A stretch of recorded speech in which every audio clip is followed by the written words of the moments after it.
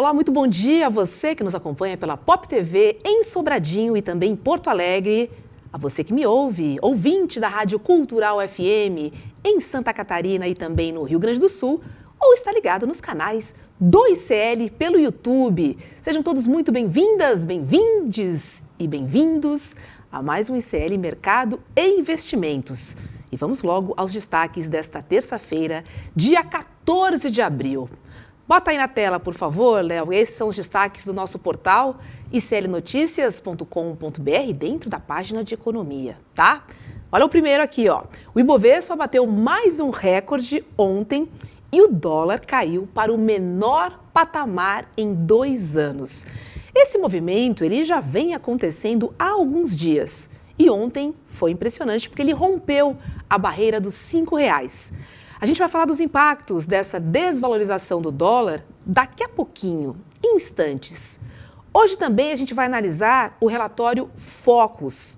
É que o mercado financeiro voltou a piorar as expectativas para a inflação no Brasil. E eu trago esses números para você logo mais.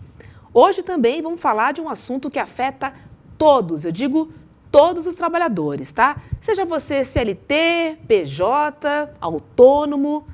E é o seguinte, a gente sabe que o mercado tem algumas opções, né, de forma de trabalho. Só que na hora de escolher, gente, o brasileiro ainda prefere, sabe o quê?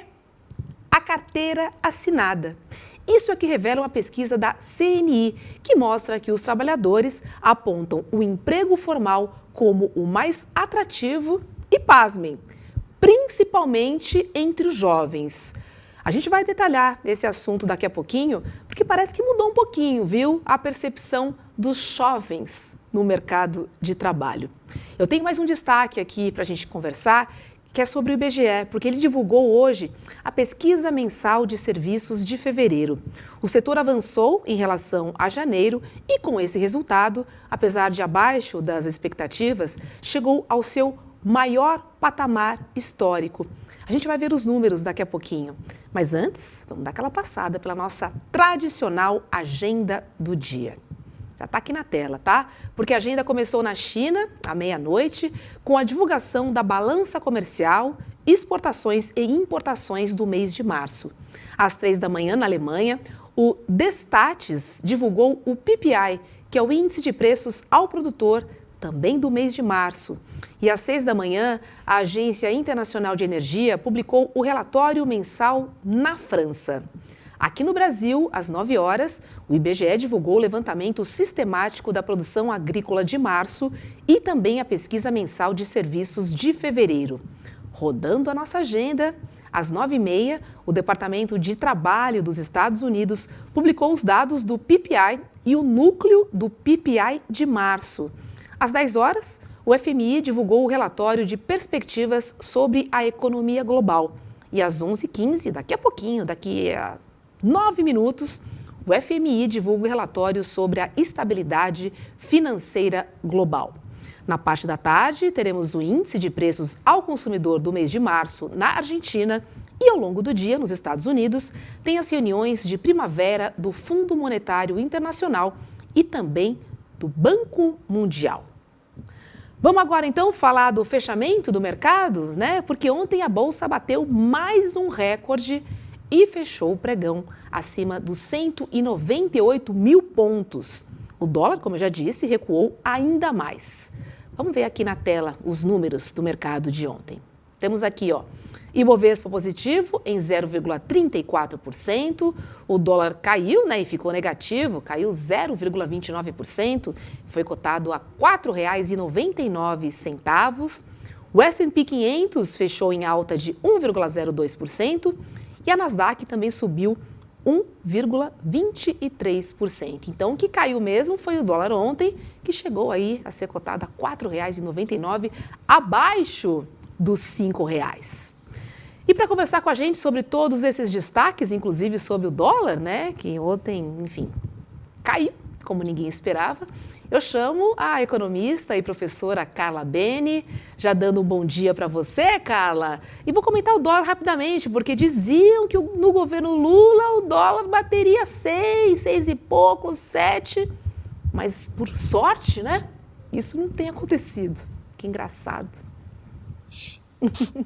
Bom dia, Roberta. Bom dia a todos. Olha, começar a nossa conversa com o dólar abaixo de 5 são algumas sinalizações aí importantes e uma principal, que é isso que você está falando, é que a gente não deve tomar decisões que envolvam dinheiro nas empresas com questões ideológicas. Nós precisamos usar mais o raciocínio e menos a paixão, porque o dólar abaixo de 5 foi um fenômeno muito importante. Pois é, e Carla, na mínima do dia, o dólar chegou a ser cotado a R$ 4,98.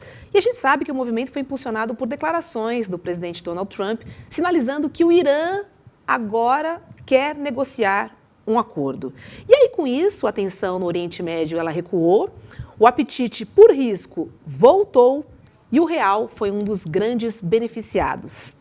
Professora, com o dólar abaixo dos 5, a gente pode considerar essa notícia boa para todo mundo? Pode, no sentido que o dólar, né, o câmbio, ele é um componente inflacionário.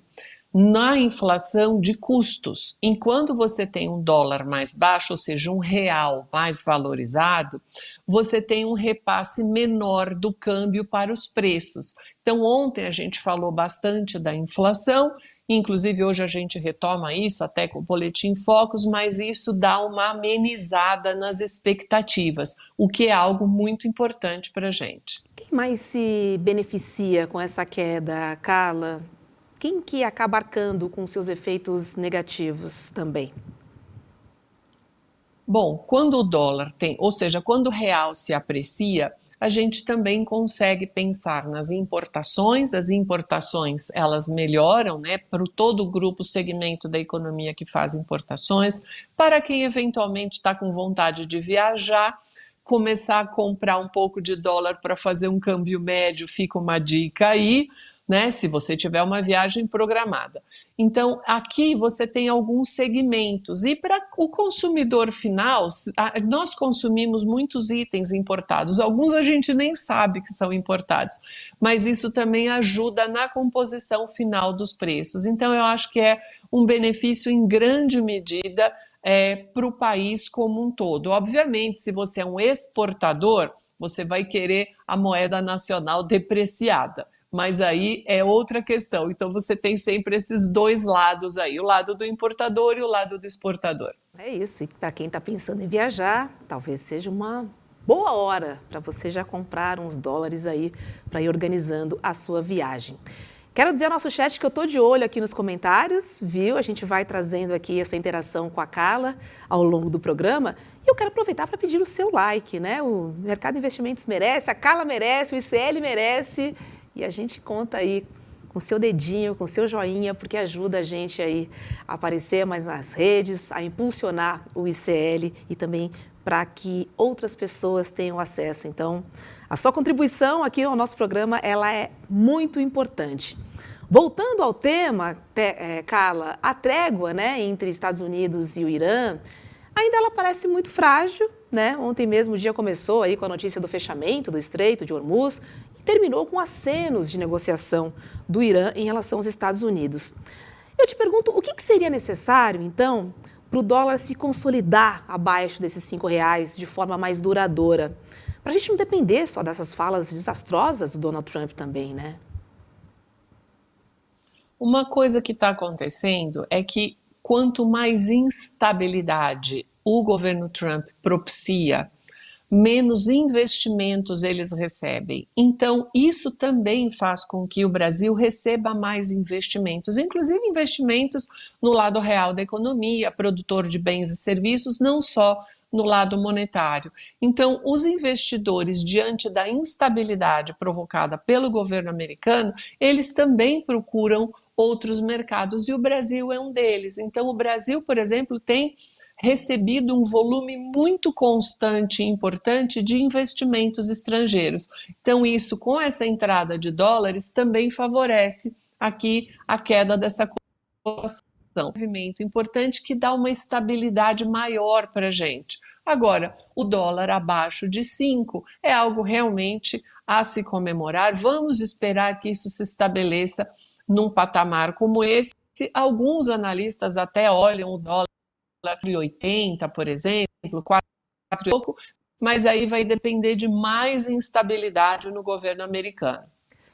Carla, vamos falar agora sobre as expectativas de mercado, porque o Banco Central, ele divulgou ontem, né, o Boletim Focus, e o sinal é de atenção. O mercado financeiro, ele elevou pela quinta semana consecutiva a projeção da inflação para 2026. E o IPCA agora está estimado em 4,71%. Para 2027, a expectativa também subiu para 3,91%, pelo terceiro boletim seguido. Já a projeção da taxa Selic para este ano, ela foi mantida em 12,5%. Professora, nesse momento, o cenário internacional já tem um peso maior, né, do que os fatores domésticos na formação dessas expectativas. É correto afirmar isso? Sim, é correto afirmar isso. Aqui eu vou sempre fazer uma consideração com o Boletim Focus, e é importante que as pessoas também entendam isso para tomar um pouco de cuidado com o boletim quando ele é usado dentro das empresas para fazer planejamentos, orçamentos anuais. Inclusive, tem um trabalho da própria Fundação Getúlio Vargas mostrando que quando você pega o Boletim Focus de janeiro e compara com o de dezembro, a margem de erro é 95%. Então, isso é muito importante, 95% de margem de erro quando você faz o comparativo no ano. Eu costumo dizer em aula que o Boletim Focus é igual ao Waze, porque toda semana ele vai lá e corrige a rota. Então, esse é um tema tão importante, Roberta, que ano passado, no Conselho Regional de Economia, nós escrevemos um texto público, depois eu vou até passar o link para vocês, para quem quiser, como que o Boletim Focus ele altera as expectativas das empresas, porque uma grande parte das empresas acha que o Boletim Focus é do Banco Central e não feito pelo Banco Central. Então essa é uma grande diferença. Então essas considerações aqui são importantes para que você tome cuidado. Se você usa o Boletim Focus de janeiro e faz um planejamento da sua empresa, precisa tomar muito cuidado com relação a isso. E normalmente o Boletim Focus ele erra muito dentro dessas previsões. Então vamos esperar para que no final do ano a gente não chegue com uma inflação acima de 4,5%.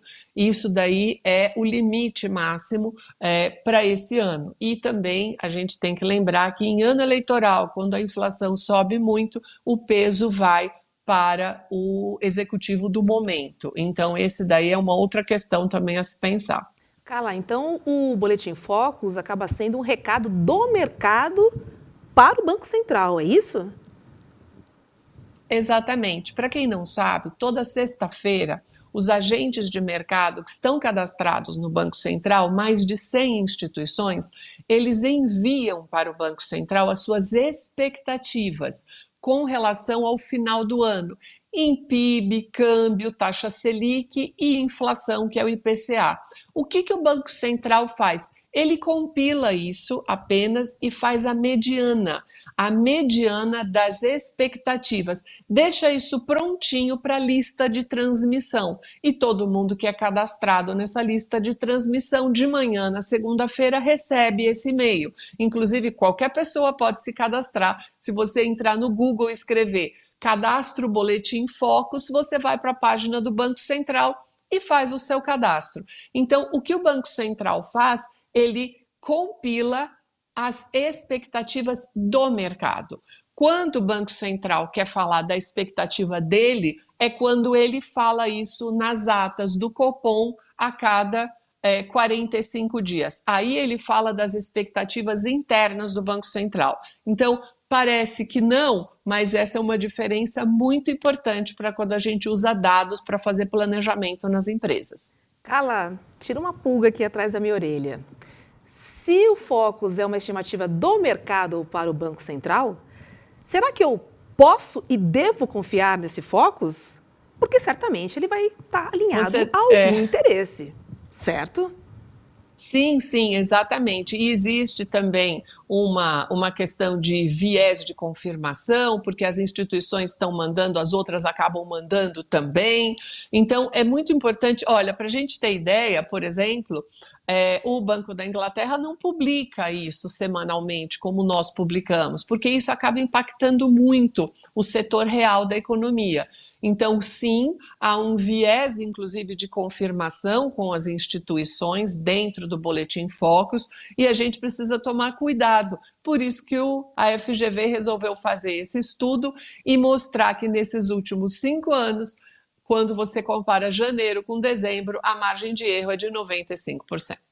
Muito bom. Obrigada, querida. Eu sempre tive essa dúvida em relação ao Focus e este é o programa para a gente esclarecer, né, esses pontos, porque são tantos números, tantas projeções, tantas perspectivas, que não há como a gente não entender e não pensar sobre esse conflito de interesses também, né, entre todos esses agentes, obviamente.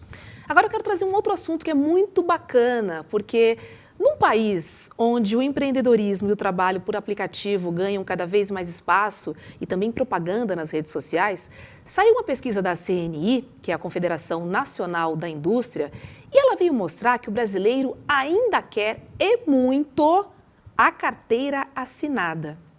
Olha, mais de 1/3 dos trabalhadores que buscaram emprego recentemente, eles apontaram o modelo CLT como o mais atrativo. Olha só, a gente tem os números aqui, ó. Jovens entre 16 e 24 anos são os que mais preferem a CLT, com cerca de 38%. E 41% dos adultos entre 25 e 34 anos querem trabalhar com a carteira assinada. E aí, professora, as redes sociais estão cheias de conteúdos, né, sobre o empreendedorismo, trabalho por aplicativo, a vida de um PJ. Mas aí veio essa pesquisa que mostra que o brasileiro ainda quer a carteira assinada. Eu fiquei surpresa com essa pesquisa, confesso, porque a gente ouviu desses mesmos jovens há pouco tempo que eles não queriam vínculo, não queriam carteira assinada e que esse era um modelo antigo de trabalho. Você acha que esse contrato, né, CLT, idealizado há mais de 80 anos, você acha que mesmo ele tendo passado por algumas reformas, ele voltou a ser atrativo novamente? O que aconteceu que mudou essa percepção do jovem? Eu penso que não é que a CLT ou mudou, o pensamento mudou, ele sempre esteve presente. Esta é a tônica que a gente tem. Só que você acabou ouvindo outras histórias, né?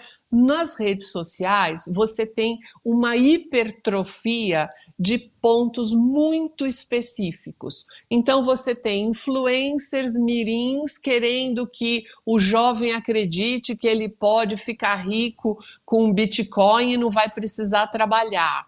Aí você hipertrofia isso, os algoritmos vai dando engajamento falar desse assunto, e aí você olha, você está tendo o tal do xingamento CLT entre os jovens. Então, os jovens na escola, 13, 14, 15 anos, para xingar o outro, xinga o outro de CLT. Só que há um cenário de realidade aí, Roberta, que é o seguinte: para você entrar nas redes sociais, você precisa de alguém que pague uma ferramenta, seja o computador ou o celular, ou a sua conexão, digamos assim, a sua conta disso. E normalmente é um pai CLT que acaba pagando essa conta. Então, há essa separação entre muita espuma, eu usaria esse termo, muita espuma de redes sociais, e a vida como ela é, porque você pode achar lindo, querer ser livre, fazer o que você quiser, querer empreender, há toda uma romantização em cima dessa palavra. Até a sua primeira doença, a sua primeira gripe. Aí você vai pensar como seria bom você ter uma CLT. Podemos dizer então que a ficha caiu? Se fosse no termo esportivo, eu diria sentiu o Galvão? Eu acho que é por aí, porque a pesquisa ela vai pegar essa percepção da realidade, né? Então tem muita gente falando coisas na internet que não representam a realidade. E quando você tem idade para começar a procurar um trabalho, a estabilidade ela fala muito alto. E a estabilidade te dá uma renda garantida todo mês, você consegue fazer planejamento, e isso faz muita diferença dentro dos núcleos familiares. Então, por um lado, a gente tem isso que eu falei de romantização, né, do empreendedorismo, lembrando que no Brasil, inclusive no IBGE, tem essa categoria de empreendedor por necessidade, que é literalmente um trabalhador que está desempregado, muitas vezes de baixa qualificação, que precisa sobreviver, está certíssimo, ele tem que resolver a vida dele, aí ele começa a fazer algo por conta própria. E romantiza-se que ele seria um empreendedor, né? Aí a gente tem o famoso CEO de MEI. Então a gente precisa organizar tudo isso, são categorias. E isso explode muito nas redes sociais. Mas no fundo, quando você dá a opção, se a pessoa quer continuar na situação que ela está ou um emprego CLT, essa pesquisa está mostrando esse percentual de pessoas que fariam essa migração para CLT. Agora, Carla, diante do avanço aí, né, a gente vê da inteligência artificial, que vem muito ligada, né, à automação, a gente pode pensar que num futuro próximo esse cenário deve mudar, ou seja, novas relações de trabalho podem aparecer nesse cenário também? Sim, exatamente. Novas relações de trabalho. Se você pegar um relatório, tem um material excelente na OCDE, que é a Organização de Cooperação de Desenvolvimento Econômico, que eles falam de políticas públicas para a mobilidade social. E uma delas é descobrir alternativas para novas formas de emprego com a questão da seguridade social. Então, por exemplo, o Brasil voltar a discutir e aprovar algum tipo de regulamentação para o trabalhador das plataformas, sejam de automóveis, de motos, de bicicleta, do que for, isso daí faz parte de uma política pública para se pensar segurança, seguridade social e uma teia protetiva para esse trabalhador. Então, esse ponto é muito relevante para a gente pensar e olhar para essas novas formas de trabalho e pensar como que você vai fazer essa junção, porque eu não posso ter de um lado uma plataforma que ganha bilhões com uma intermediação sem nenhuma responsabilidade. E você, um motorista de aplicativo, por exemplo, você sofre um acidente, perde a sua capacidade laboral e você vai precisar tanto do Sistema Único de Saúde quanto da Previdência. Então, como que vai ser essa junção? Hoje é um tema extremamente relevante no mundo inteiro e cada país está tomando a sua própria decisão. É isso, então o trabalhador já tem que começar a se preparar, né, para formas mais flexíveis de ocupação, mas é muito importante que ele não perca os direitos, né? Hoje aqui em São Paulo, por exemplo, tem uma manifestação dos motoristas de aplicativo, exatamente pedindo esses direitos, né? Porque você é CEO, né? CEO autônomo, como você disse aí. CEO de MEI. CEO de MEI, quer dizer, se acontece alguma coisa com você, e aí, né? Você não tem para onde correr. Então é importante e a gente tem que reforçar que esses direitos sejam garantidos, por mais que novas formas de trabalho e mais flexíveis e que se adaptam também ao tempo que a gente vive, que elas aconteçam. E elas devem, de fato, acontecer. Devem mesmo. E aí tem uma curiosidade que eu colocaria hoje, já no meio da nossa conversa, que tem a ver com o mercado de trabalho americano. Está tendo um aumento de demanda enorme para a construção civil. Olha que coisa interessante, jovens nos Estados Unidos buscando trabalho na construção civil pelo valor do salário e porque ele é um trabalho que vai ter pouca afetação nesse primeiro momento com a inteligência artificial.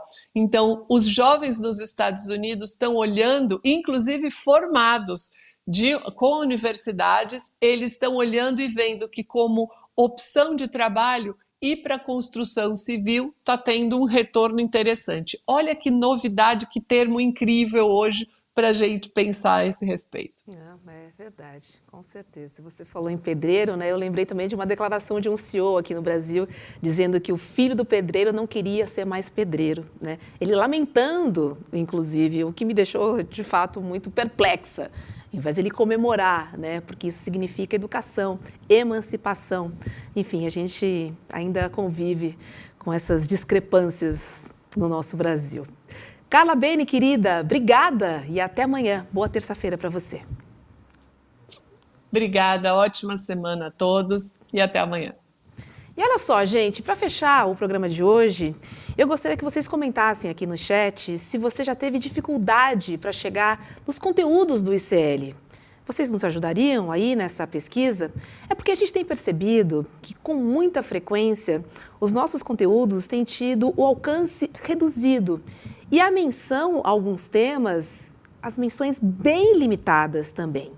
E são debates que a gente traz aqui no ICL que são muito necessários, né, para a nossa democracia, que simplesmente esses assuntos deixam de circular. Eles somem, eles não aparecem para você.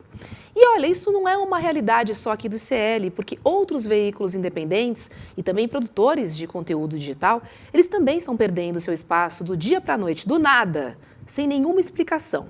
Ou seja, só confirma que as Big Techs decidem o que você vê e o que você consome no seu feed. Por isso, no dia 28 de abril, às 8 horas da noite, o ICL fará um anúncio revolucionário. E quando a gente fala revolucionário, você sabe que vem, né? Esse será o dia D, o Dia da Soberania Digital, o maior ato, né, de enfrentamento da história do ICL e a maior ousadia também já feita para enfrentar a dominação das Big Techs. A gente sabe, né, que a gente joga num campo inimigo. Então, acesse iclmercado.com.br e participe desta revolução. Dia D, Dia da Soberania Digital. Terça-feira, 28 de abril, às 8 horas da noite, aqui no ICL. Não perca, porque esse assunto e essa revelação será feita por Eduardo Moreira. E pode esperar. Dessa vez nem eu estou sabendo, tá?